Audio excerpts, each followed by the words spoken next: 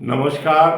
आज जो विषय है जिस पर हम बात करेंगे उसमें दो सबसे पुरानी ब्रांचें हैं, उन पर काफ़ी डिटेल में बात करेंगे और उनमें क्या कैरियर अपॉर्चुनिटी है, आप लोगों का भविष्य क्या रहेगा, उन सभी बातों पर प्रकाश डालेंगे। वो दो ब्रांचें हैं, सिविल इंजीनियरिंग और दूसरी है मैकेनिकल इंजीनियरिंग। सबसे पहले जो बात करेंगे वो सिविल इंजीनियरिंग की बात करेंगे। अगर इंजीनियरिंग जो शब्द है उसकी पहचान किसी ने बनाई है तो सिविल इंजीनियरिंग ने ही बनाई है। शुरू में पहले सिविल इंजीनियर्स ही ज़्यादातर हुआ करते थे, बाद में फिर मैकेनिकल इंजीनियर्स आए हैं और उसके बाद इंजीनियरिंग ब्रांच का विस्तार हुआ है जो मेरी जानकारी में है।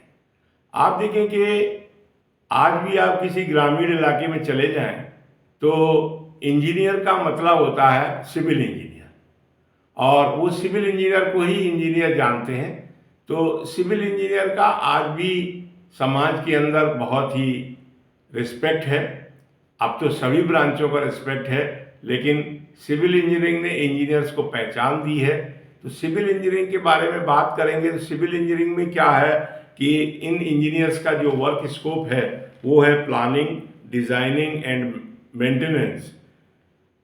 जिस मेंटेनेंस बिल्डिंग्स का और रोड्स का, ब्रिजेस का, canals, dams, airport, water sewage system, structural component of building, railways, irrigation projects, pipeline designing का, इन सब का जो है प्लानिंग और डिजाइनिंग और मेंटेनेंस।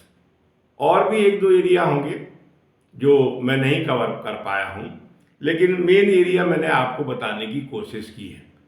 आप देखिए, सबसे अच्छा जॉब जो सिविल इंजीनियरिंग माना था, गवर्नमेंट जॉब माना जाता है, वो इंजीनियरिंग सर्विस के थ्रू बीटेक करने के बाद स्टूडेंट्स क्वालिफाई करते हैं। जो बीटेक कंप्लीट कर लेते हैं, फिर इंजीनियरिंग सर्विस का एग्ज़ाम होता है, उसको क्वालिफाई करना पड़ता है। फिर जो है जितने भी सेंट्रल गवर्नमेंट के सिविल इंजीनियरिंग की पोस्ट हैं वो वहाँ पे जॉब मिलते हैं। स्टेट गवर्नमेंट अपना अपना कंपटीशन ऑर्गेनाइज करती हैं और वो डिफरेंट टाइम पे वैकेंसी निकालती रहती हैं और उसी के अकॉर्डिंग, वैकेंसी के अकॉर्डिंग जो बीटेक कर लेते हैं अप्लाई करते हैं और उसके बाद उनको जॉब मिलते हैं। आजकल देखें, आपके सरकार द्वारा काफ़ी प्रोजेक्ट्स चल रहे हैं, तो सिविल इंजीनियर्स की प्राइवेट जो कंस्ट्रक्शन फैक्ट्रियां हैं या बड़े बड़े ग्रुप हैं जैसे L&T है या और भी काफ़ी बड़ी प्राइवेट फैक्ट्रियां हैं जो उनको रिक्रूटमेंट करती हैं और अच्छी सैलरीज पे रखती हैं।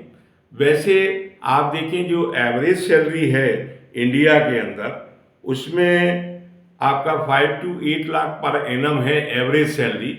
वैसे तो जो मेन सैलरी स्ट्रक्चर है वो इंस्टीट्यूशन और स्टूडेंट की अपनी स्किल के ऊपर, अपनी पोजीशन के ऊपर जो है मिलता है। जैसे आप देखें, जो अच्छे इंस्टीट्यूशन हैं, IITs हैं या NITs हैं, उनमें अब स्टूडेंट को इस समय पैकेज जो है काफ़ी अच्छे पैकेज मिल रहे हैं और मैंने जो बताई है वो एवरेज सैलरी है, उसी के आधार पे आप देखें।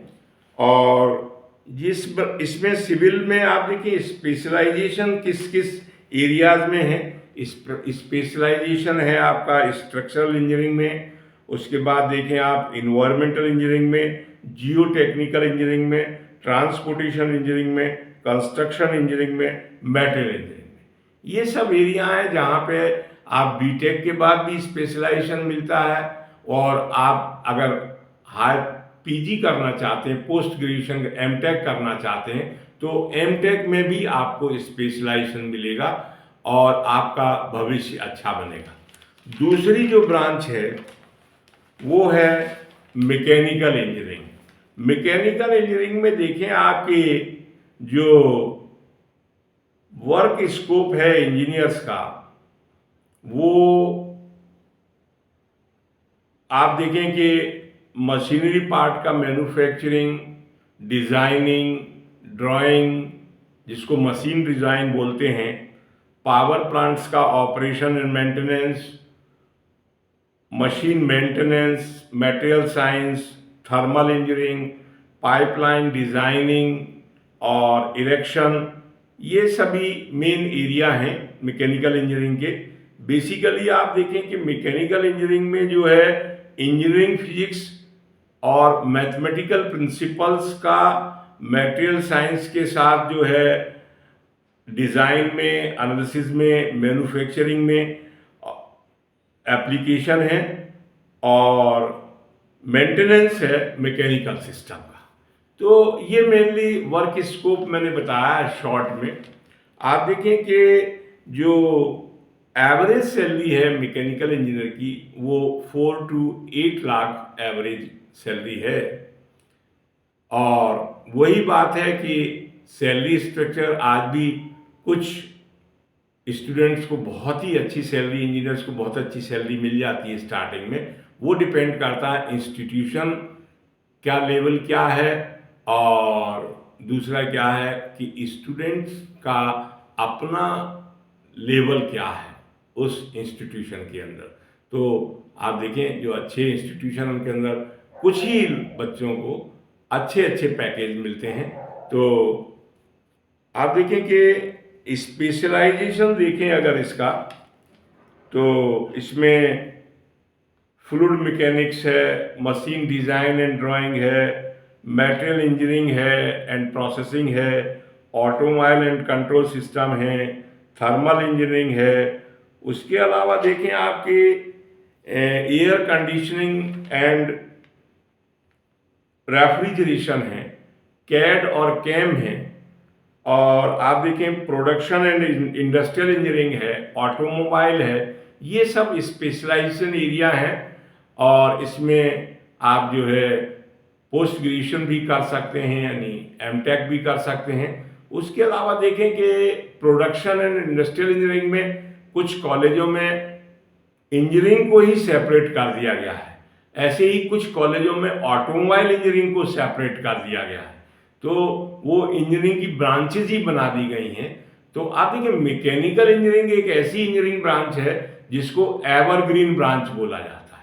इसके अंदर यही है कि हो सकता है आपको सैलरी शुरू में लो मिले, लेकिन आपको जॉब मिलने की संभावनाएं ज़्यादा होती हैं। इसीलिए लोग मैकेनिकल इंजीनियरिंग को लाइक करते हैं। और इन दोनों इंजीनियरिंग के अंदर आप देखें कि कंप्यूटराइजेशन आने के बाद इन दोनों ही इंजीनियरिंग के सॉफ्टवेयर इंजीनियर्स भी बन जाते हैं। इंजीनियरिंग पास करने के बाद उनको भी बहुत ही अच्छा जॉब और सैलरी मिलती हैं। तो मैंने कोशिश की है इस वीडियो में दोनों ही ब्रांच के बारे में बताने की, और आशा करता हूं कि आपको बहुत ही पसंद आएगा। अगर पसंद आता है तो आप वीडियो को लाइक अवश्य करें और सब्सक्राइब करें। सब्सक्राइब करने में कंजूसी न करें। जय हिंद, जय भारत, नमस्कार।